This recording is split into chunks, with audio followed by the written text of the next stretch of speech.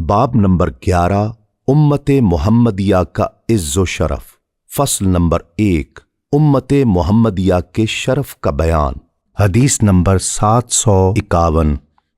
متفق علیہ روایت ہے۔ حضرت عبداللہ بن عباس رضی اللہ تعالی عنہما سے روایت ہے کہ حضور نبی اکرم صلی اللہ علیہ وآلہ وسلم نے فرمایا، مجھ پر تمام امتیں پیش کی گئیں، پس ایک نبی گزرنے لگا اور اس کے ساتھ اس کی امت تھی۔ ایک نبی ایسا بھی گزرا کہ اس کے ساتھ چند افراد تھے، ایک نبی کے ساتھ 10 آدمی، ایک نبی کے ساتھ 5 آدمی، ایک نبی صرف تنہا۔ میں نے نظر دوڑائی تو ایک بڑی جماعت نظر آئی۔ میں نے پوچھا، اے جبرائیل، کیا یہ میری امت ہے؟ عرض کیا، نہیں، بلکہ یا رسول اللہ، آپ افق کی جانب توجہ فرمائیں۔ میں نے دیکھا تو وہ بہت ہی بڑی جماعت تھی۔ عرض کیا،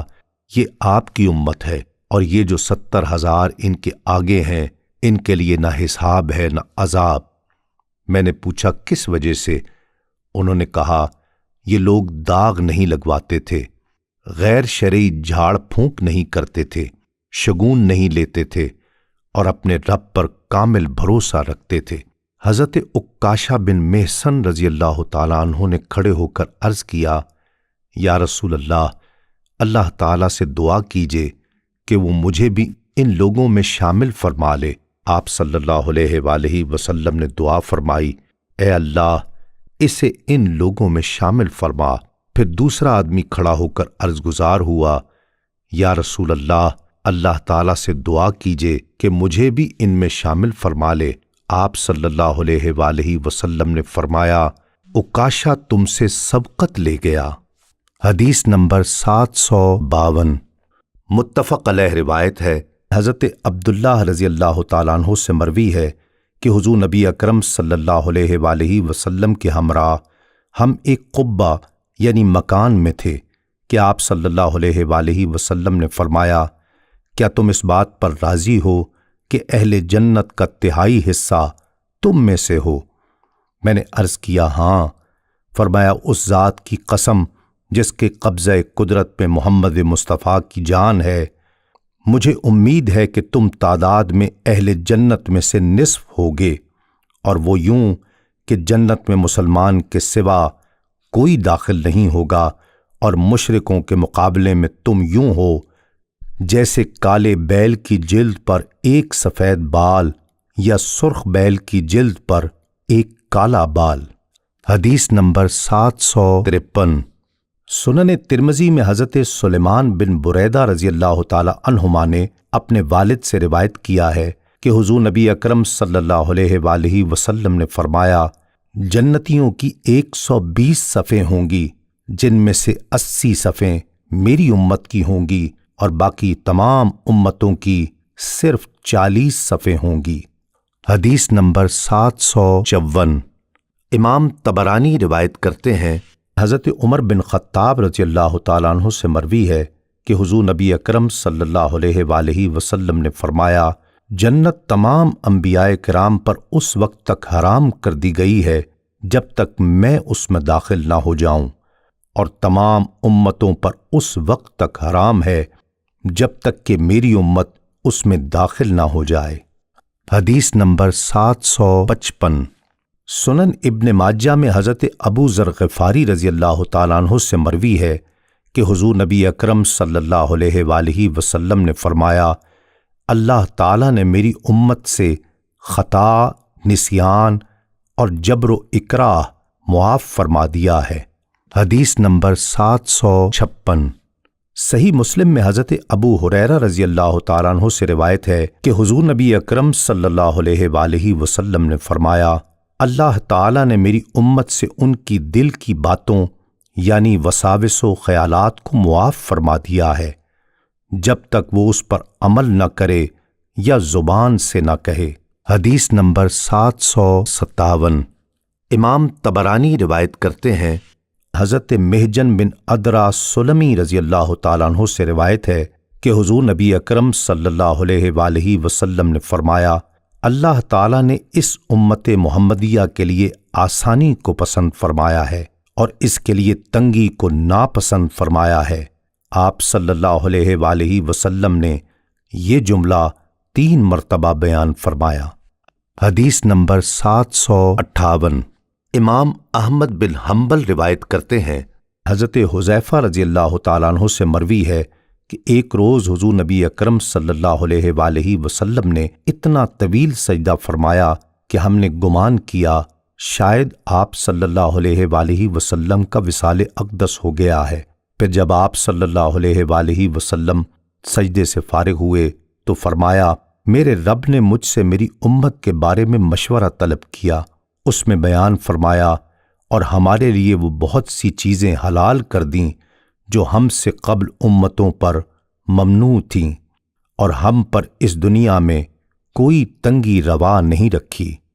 حدیث نمبر 759۔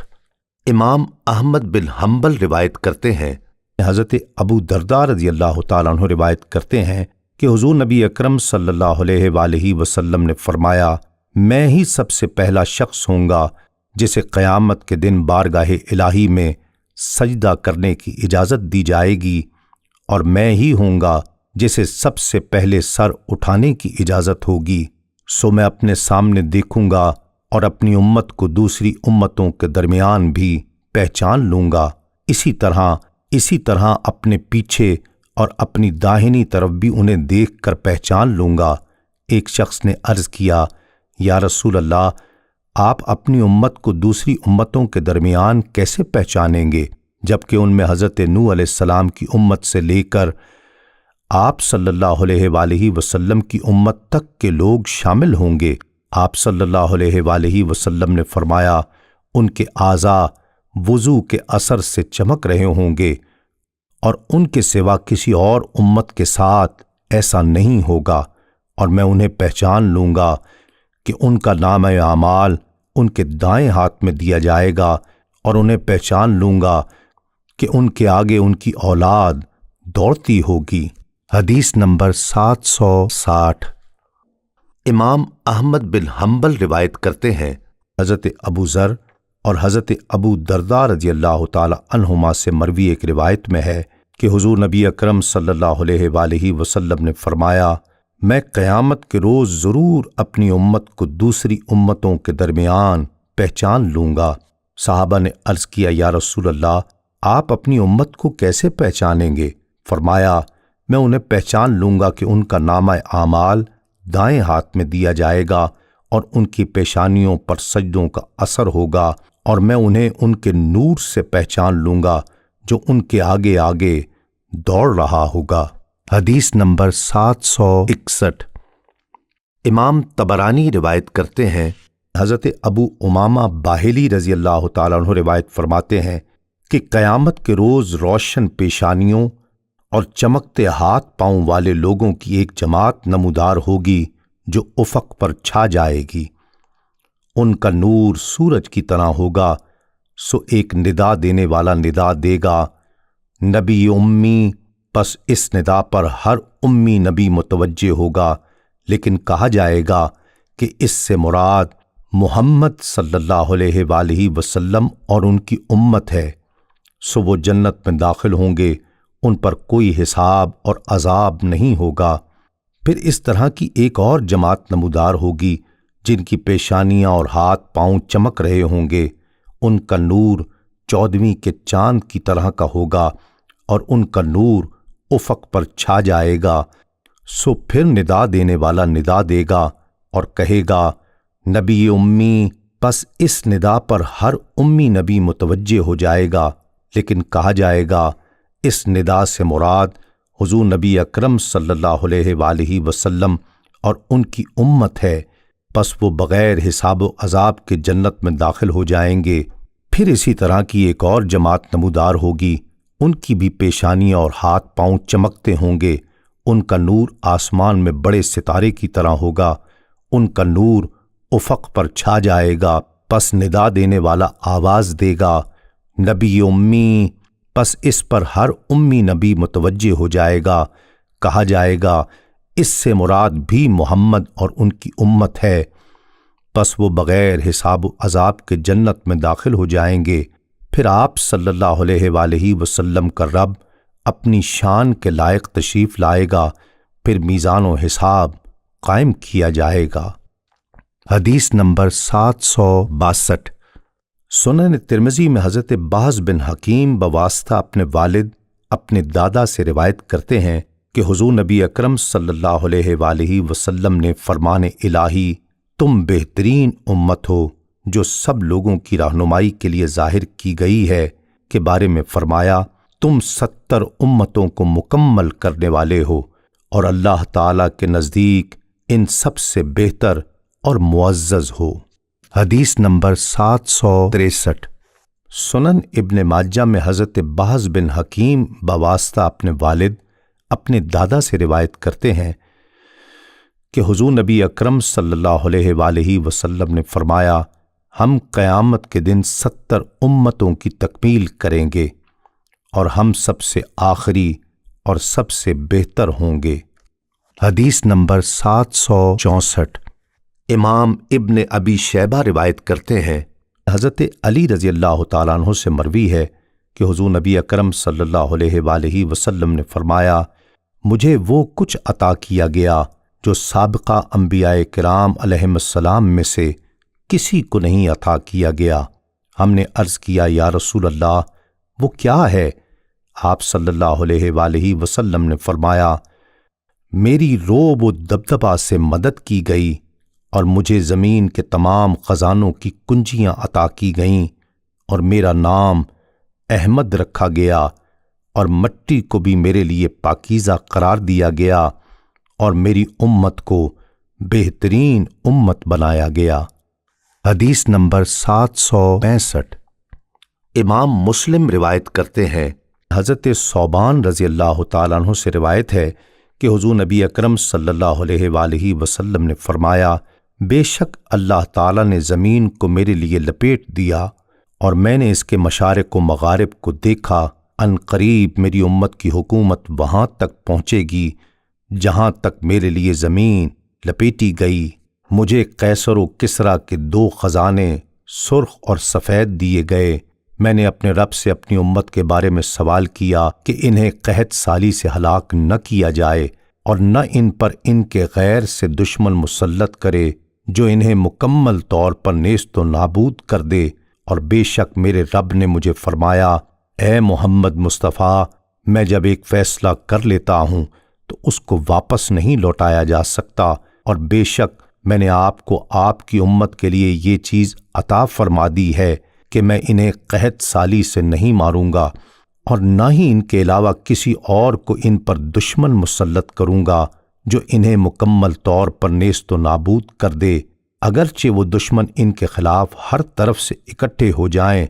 یہاں تک کہ ان میں سے خود بعض کو ہلاک نہ کریں اور بعض کو قیدی نہ بنائیں۔ حدیث نمبر 766۔ سنن دارمی میں حضرت عمرو بن قیس رضی اللہ تعالیٰ عنہ سے مروی ہے کہ حضور نبی اکرم صلی اللہ علیہ وآلہ وسلم نے فرمایا، اللہ تعالیٰ نے میری امت کو مرحوم قرار دیا اور اس کی عمر مختصر رکھی، سو ہم ہی آخری ہیں اور ہم ہی قیامت کے دن اول ہوں گے، اور میں بغیر کسی فخر کے یہ بات کہہ رہا ہوں کہ حضرت ابراہیم خلیل اللہ ہیں اور حضرت موسیٰ صفی اللہ ہیں اور میں ہی حبیب اللہ ہوں، اور روز قیامت میرے پاس ہی حمد کا جھنڈا ہوگا، اور اللہ تعالیٰ نے میری امت کے بارے میں مجھ سے 3 وعدے فرمائے اور 3 چیزوں سے انہیں نجات عطا کی، ان پر عام قحط سالی مسلط نہیں کرے گا اور کوئی دشمن انہیں ختم نہیں کر سکے گا اور انہیں گمراہی پر کبھی جمع نہیں کرے گا۔ حدیث نمبر 767۔ سنن ابو داؤد میں حضرت ابو مالک اشعری رضی اللہ تعالیٰ عنہ سے روایت ہے کہ حضور نبی اکرم صلی اللہ علیہ وآلہ وسلم نے فرمایا، بے شک اللہ تعالیٰ نے تمہیں 3 آفتوں سے بچا لیا، ایک یہ کہ تمہارا نبی تمہارے لیے ایسی بددعا نہ کرے گا کہ تم سارے ہلاک ہو جاؤ، دوسرا یہ کہ مجموعی طور پر اہل باطل اہل حق پر غالب نہ ہوں، تیسرا یہ کہ تم مجموعی طور پر کبھی گمراہی پر جمع نہیں ہوگے۔ حدیث نمبر 768۔ امام ابو حنیفہ اور ابن ماجہ روایت کرتے ہیں، حضرت انس بن مالک رضی اللہ تعالیٰ عنہ سے مروی ہے کہ حضور نبی اکرم صلی اللہ علیہ وآلہ وسلم نے فرمایا، امت مسلمہ وہ خوش نصیب امت ہے جس پر اللہ تعالیٰ کی خصوصی رحمت نازل کی گئی ہے۔ اس کا عذاب اس کے ہاتھ میں ہے۔ جب قیامت کا دن ہوگا تو ہر ایک مسلمان کو ایک کافر دے کر کہا جائے گا،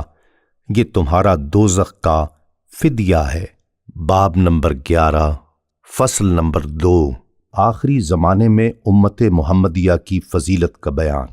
حدیث نمبر 769،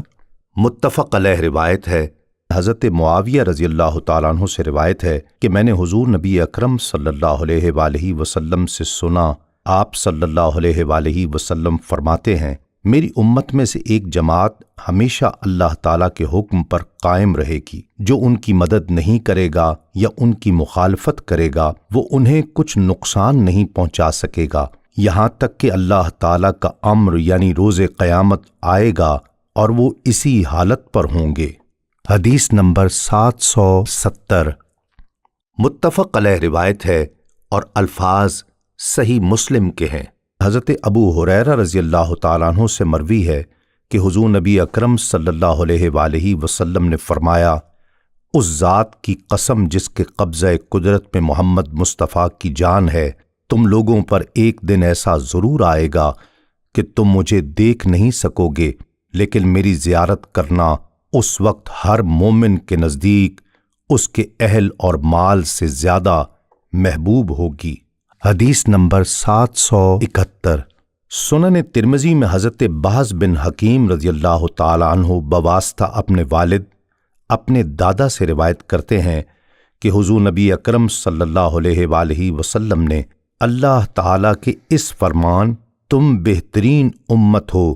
جو سب لوگوں کی رہنمائی کے لیے ظاہر کی گئی ہے کے بارے میں فرمایا، تم 70 امتوں کو مکمل کرنے والے ہو اور اللہ تعالیٰ کے نزدیک ان سب سے بہتر اور معزز ہو۔ حدیث نمبر 772، صحیح مسلم میں حضرت ابو ہریرہ رضی اللہ تعالیٰ عنہ سے روایت ہے کہ حضور نبی اکرم صلی اللہ علیہ وآلہ وسلم نے فرمایا، میری امت میں میرے ساتھ شدید محبت کرنے والے وہ لوگ ہیں جو میرے بعد آئیں گے، اور ان میں سے ہر ایک کی تمنا یہ ہوگی کہ کاش وہ اپنے سب اہل و عیال اور مال و اسباب کے بدلے میں مجھے ایک مرتبہ دیکھ لیں۔ حدیث نمبر 773، سنن ترمذی میں حضرت انس رضی اللہ تعالیٰ عنہ سے روایت ہے کہ حضور نبی اکرم صلی اللہ علیہ وآلہ وسلم نے فرمایا، میری امت کی مثال بارش کی مانند ہے، معلوم نہیں اس کا اول بہتر ہے یا آخر۔ حدیث نمبر 774، امام حاکم روایت کرتے ہیں، حضرت ابو ہریرہ رضی اللہ تعالیٰ عنہ سے روایت ہے کہ حضور نبی اکرم صلی اللہ علیہ وآلہ وسلم نے فرمایا، یقیناً میری امت میں میرے بعد ایسے لوگ بھی آئیں گے جن میں سے ہر ایک کی خواہش یہ ہوگی کہ وہ اپنے اہل و مال کے بدلے اگر میرا دیدار ملے تو وہ خرید لے، یعنی اپنے اہل و مال کی قربانی دے کر ایک مرتبہ مجھے دیکھ لے۔ حدیث نمبر 775، امام طبرانی روایت کرتے ہیں، حضرت عمرو بن شعیب رضی اللہ تعالیٰ عنہ بواسطہ اپنے والد اپنے دادا سے روایت کرتے ہیں کہ حضور نبی اکرم صلی اللہ علیہ وآلہ وسلم نے صحابہ کرام سے فرمایا، کون سی مخلوق تمہارے نزدیک ایمان کے لحاظ سے سب سے عجیب تر ہے؟ صحابہ نے عرض کیا، فرشتے۔ آپ صلی اللہ علیہ وآلہ وسلم نے فرمایا، فرشتے کیوں ایمان نہ لائیں جبکہ وہ ہر وقت اپنے رب کی حضوری میں رہتے ہیں؟ انہوں نے عرض کیا، پھر انبیاء کرام علیہم السلام؟ آپ صلی اللہ علیہ وآلہ وسلم نے فرمایا، اور انبیاء کرام علیہم السلام کیوں ایمان نہ لائیں جبکہ ان پر تو وحی نازل ہوتی ہے؟ انہوں نے عرض کیا، تو پھر ہم ہی ہوں گے؟ فرمایا، تم ایمان کیوں نہیں لاؤ گے جبکہ بنفس نفیس میں خود تم میں جلوہ افروز ہوں؟ حضور نبی اکرم صلی اللہ علیہ وآلہ وسلم نے فرمایا، مخلوق میں میرے نزدیک پسندیدہ اور عجیب تر ایمان ان لوگوں کا ہے جو میرے بعد پیدا ہوں گے، کئی کتابوں کو پائیں گے مگر صرف میری کتاب میں جو کچھ لکھا ہوگا بن دیکھے اس پر ایمان لے آئیں گے۔ حدیث نمبر 776۔ امام احمد بن حنبل روایت کرتے ہیں، حضرت انس رضی اللہ تعالیٰ عنہ سے مروی ہے کہ حضور نبی اکرم صلی اللہ علیہ وآلہ وسلم نے فرمایا، میں نے یہ خواہش کی کہ میں اپنے بھائیوں سے ملوں۔ صحابہ کرام نے عرض کیا، یا رسول اللہ، کیا ہم آپ کے بھائی نہیں ہیں؟ آپ صلی اللہ علیہ وآلہ وسلم نے فرمایا، تم میرے صحابہ ہو، لیکن میرے بھائی وہ ہوں گے جو مجھ پر ایمان لائیں گے حالانکہ انہوں نے مجھے دیکھا بھی نہیں ہوگا۔ حدیث نمبر 777۔ امام طبرانی روایت کرتے ہیں،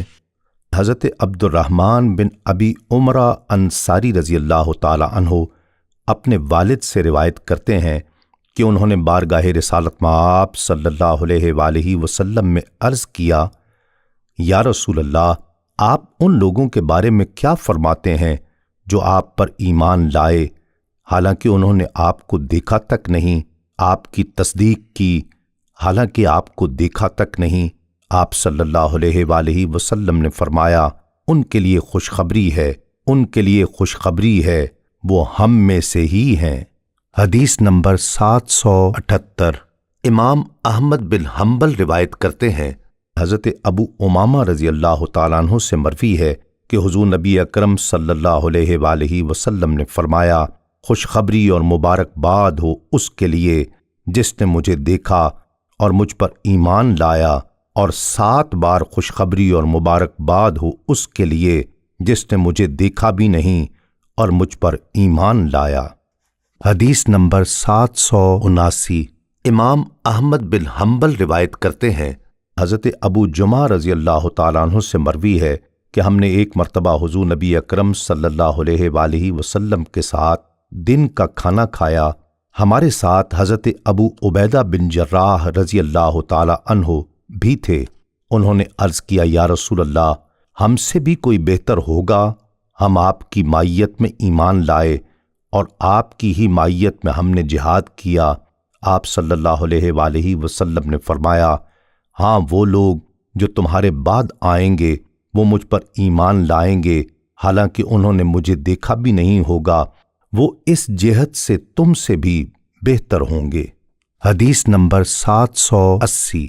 بہقی میں حضرت عبد الرحمن بن علا حضرمی رضی اللہ تعالیٰ عنہ روایت کرتے ہیں کہ مجھے اس صحابی نے بتایا جس نے حضور نبی اکرم صلی اللہ علیہ وآلہ وسلم سے سنا کہ آپ صلی اللہ علیہ وآلہ وسلم فرماتے ہیں، بے شک اس امت کے آخر دور میں ایسے لوگ ہوں گے جن کے لیے اجر اس امت کے اولین دور کے لوگوں کے برابر ہوگا۔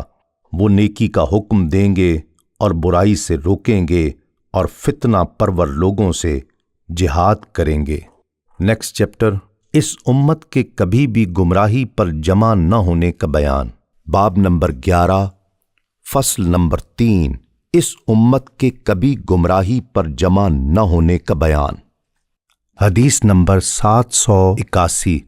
سنن ترمذی میں حضرت عبداللہ بن عمر رضی اللہ تعالی عنہما روایت کرتے ہیں کہ حضور نبی اکرم صلی اللہ علیہ وآلہ وسلم نے فرمایا، اللہ تعالی میری امت کو گمراہی پر جمع نہیں کرے گا، یا فرمایا امت محمدیہ کو گمراہی پر جمع نہیں کرے گا، اور جماعت پر اللہ تعالی کی حفاظت کا ہاتھ ہے، اور جو شخص جماعت سے جدا ہوا وہ آگ کی طرف جدا ہوا۔ حدیث نمبر 782۔ امام حاکم روایت کرتے ہیں، حضرت حارث اشعری رضی اللہ تعالیٰ عنہ روایت کرتے ہیں کہ حضور نبی اکرم صلی اللہ علیہ وآلہ وسلم نے فرمایا، اللہ تعالیٰ نے مجھے 5 باتوں کا حکم دیا ہے، اور وہ 5 باتیں یہ ہیں: جماعت کے ساتھ ہونے، نصیحت سننے، فرما برداری اختیار کرنے، ہجرت کرنے، اللہ تعالیٰ کی راہ میں جہاد کرنے کا۔ پس جو جماعت سے ایک بالشت برابر بھی الگ ہوا، پس اس نے اسلام کا قلادہ یعنی پٹا اپنے گلے سے اتار دیا جب تک کہ وہ جماعت کی طرف لوٹ نہیں آتا۔ حدیث نمبر 783۔ سنن ترمذی میں حضرت عبداللہ بن عمر رضی اللہ تعالیٰ عنہ سے مروی ہے کہ جابیہ کے مقام پر حضرت عمر رضی اللہ تعالی عنہ نے ہمیں خطاب فرمایا کہ میں تمہارے درمیان اس جگہ پر کھڑا ہوں جہاں حضور نبی اکرم صلی اللہ علیہ وآلہ وسلم نے ہمارے درمیان قیام فرمایا۔ پھر انہوں نے فرمایا، جماعت کو لازم پکڑو اور علیحدگی سے بچو، کیونکہ شیطان ایک کے ساتھ ہوتا ہے اور دو آدمیوں سے دور رہتا ہے۔ جو شخص جنت کا وسط چاہتا ہے اس کے لیے جماعت سے وابستگی لازمی ہے۔ جس شخص کو اس کی نیکی خوش کرے اور برائی پریشان کرے پس وہی مومن ہے۔ حدیث نمبر 784۔ المستدرک حاکم میں حضرت عبداللہ بن عمر رضی اللہ تعالی عنہما سے مروی ہے کہ حضور نبی اکرم صلی اللہ علیہ وآلہ وسلم نے فرمایا، اللہ تعالیٰ اس امت کو کبھی بھی گمراہی پر اکٹھا نہیں فرمائے گا، اور فرمایا، اللہ تعالیٰ کا دست قدرت جماعت پر ہوتا ہے، پس سب سے بڑی جماعت کی اتباع کرو، اور جو اس جماعت سے الگ ہوا وہ آگ میں ڈال دیا گیا۔ حدیث نمبر 785۔ سنن ابن ماجہ میں حضرت انس بن مالک رضی اللہ تعالیٰ عنہ سے مروی ہے کہ حضور نبی اکرم صلی اللہ علیہ وآلہ وسلم نے فرمایا، بے شک میری امت مجموعی طور پر کبھی گمراہی پر جمع نہیں ہوگی، پس اگر تم ان میں اختلاف دیکھو تو تم پر لازم ہے کہ سب سے بڑی جماعت کا ساتھ اختیار کرو۔ حدیث نمبر 786۔ سنن ابن ماجہ میں حضرت انس بن مالک رضی اللہ تعالیٰ عنہ روایت فرماتے ہیں کہ حضور نبی اکرم صلی اللہ علیہ وآلہ وسلم نے فرمایا، یقیناً بنی اسرائیل 71 فرقوں میں تقسیم ہو گئے تھے،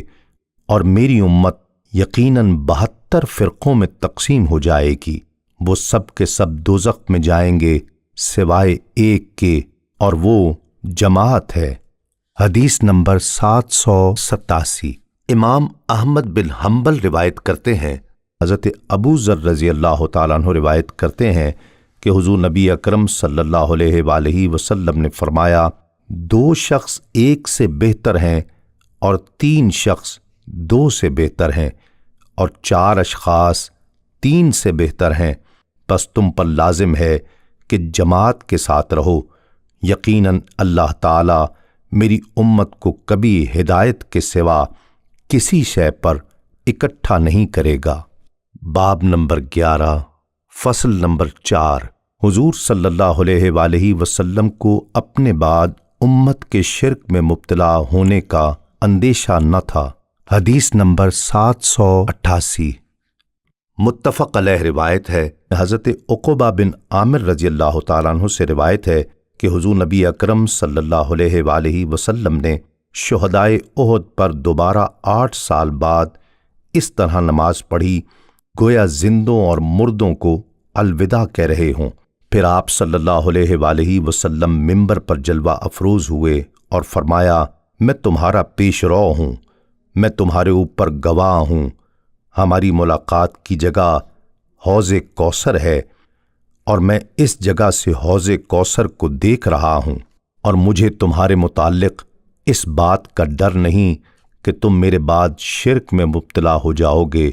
بلکہ تمہارے متعلق مجھے دنیا داری کی محبت میں مبتلا ہو جانے کا اندیشہ ہے۔ حضرت عقبہ فرماتے ہیں کہ یہ میرا حضور نبی اکرم صلی اللہ علیہ وآلہ وسلم کا آخری دیدار تھا، یعنی اس کے بعد جلد ہی آپ صلی اللہ علیہ وآلہ وسلم کا وصال ہو گیا۔ حدیث نمبر 789۔ متفق علیہ روایت ہے، حضرت عقبہ بن عامر رضی اللہ تعالیٰ عنہ سے مروی ہے کہ حضور نبی اکرم صلی اللہ علیہ وآلہ وسلم نے فرمایا، بے شک میں تمہارا پیش رو اور تم پر گواہ ہوں، بے شک خدا کی قسم میں اپنے حوض کوثر کو اس وقت بھی دیکھ رہا ہوں، اور بے شک مجھے زمین کے خزانوں کی کنجیاں، یا فرمایا زمین کی کنجیاں عطا کر دی گئی ہیں، اور خدا کی قسم مجھے یہ ڈر نہیں کہ میرے بعد تم شرک کرنے لگو گے، بلکہ مجھے ڈر اس بات کا ہے کہ تم دنیا کی محبت میں مبتلا ہو جاؤ گے۔ حدیث نمبر 790۔ صحیح مسلم میں حضرت عقبہ بن عامر رضی اللہ تعالیٰ عنہ سے مروی ہے کہ حضور نبی اکرم صلی اللہ علیہ وآلہ وسلم نے فرمایا، مجھے تمہارے متعلق اس بات کا تو ڈر ہی نہیں ہے کہ تم میرے بعد شرک کرو گے، بلکہ مجھے ڈر ہے کہ تم دنیا کی محبت میں گرفتار ہو جاؤ گے اور آپس میں لڑو گے اور ہلاک ہوگے، جیسا کہ تم سے پہلے لوگ ہوئے۔ حضرت عقبہ رضی اللہ تعالیٰ عنہ فرماتے ہیں کہ یہ آخری بار تھی جب میں نے حضور نبی اکرم صلی اللہ علیہ وآلہ وسلم کو منبر پر جلوہ افروز دیکھا، یعنی اس کے بعد جلد ہی آپ صلی اللہ علیہ وآلہ وسلم کا وصال ہو گیا۔ باب نمبر 11، فصل نمبر 5، اس امت میں ائمہ مجددین کے بھیجے جانے کا بیان۔ حدیث نمبر 791، سنن ابو داؤد میں حضرت ابو ہریرہ رضی اللہ تعالی عنہ اس علم میں سے جو انہوں نے حضور نبی اکرم صلی اللہ علیہ وآلہ وسلم سے سیکھا روایت کرتے ہیں کہ آپ صلی اللہ علیہ وآلہ وسلم نے فرمایا، اللہ تعالی اس امت کے لیے ہر صدی کے آخر میں کسی ایسے شخص یا اشخاص کو پیدا فرمائے گا جو اس امت کے لیے اس کے دین کی تجدید کرے گا۔ حدیث نمبر 792، مستدرک حاکم میں حضرت معاذ بن جبل رضی اللہ تعالیٰ عنہ روایت کرتے ہیں کہ حضور نبی اکرم صلی اللہ علیہ وآلہ وسلم نے فرمایا، معمولی سا دکھاوا بھی شرک ہے، اور بندوں میں سے محبوب ترین بندے اللہ تعالیٰ کے نزدیک متقی اور خشیت الہی رکھنے والے وہ لوگ ہیں جو موجود نہ ہوں تو تلاش نہ کیے جائیں، اور موجود ہوں تو پہچانے نہ جائیں۔ وہی لوگ ہدایت کے امام اور علم کے چراغ ہیں۔ حدیث نمبر 793، امام ابو نعیم روایت کرتے ہیں، حضرت عبداللہ بن عباس رضی اللہ تعالی عنہما سے مروی ہے کہ حضور نبی اکرم صلی اللہ علیہ وآلہ وسلم نے فرمایا، جس نے اس وقت میری سنت کو مضبوطی سے تھاما جب میری امت فساد میں مبتلا ہو چکی ہوگی، تو اس کے لیے 100 شہیدوں کے برابر ثواب ہے۔ حدیث نمبر 794، امام دارمی روایت کرتے ہیں، حضرت حسن بن علی رضی اللہ تعالی عنہما سے مروی ہے کہ حضور نبی اکرم صلی اللہ علیہ وآلہ وسلم نے فرمایا، دوران حصول علم اگر کسی شخص کو موت آ جائے اور وہ اس لیے علم حاصل کر رہا ہو کہ اس کے ذریعے سے اسلام کو زندہ کرے گا، تو اس کے اور انبیاء کرام کے درمیان جنت میں صرف 1 درجے کا فرق ہوگا۔ حدیث نمبر 795، امام ابن راہویہ روایت کرتے ہیں، حضرت ابو ہریرہ رضی اللہ تعالیٰ عنہ سے مروی ہے کہ حضور نبی اکرم صلی اللہ علیہ وآلہ وسلم نے فرمایا، جان لو میرے بعد کوئی نبی نہیں ہوگا۔ صحابہ کرام نے عرض کیا، تو یا رسول اللہ کون ہوگا؟ آپ صلی اللہ علیہ وآلہ وسلم نے فرمایا، میرے خلفاء ہوں گے اور پھر ان کے خلفاء ہوں گے، سو جسے تم سیدھے راستے پر پاؤ اس کے ساتھ بیعت عہد وفا نبھاؤ، اور جو سیدھی راہ پر نہ رہیں انہیں ان کا حق دے دو اور اپنا حق اللہ تعالی سے مانگو۔ حدیث نمبر 796،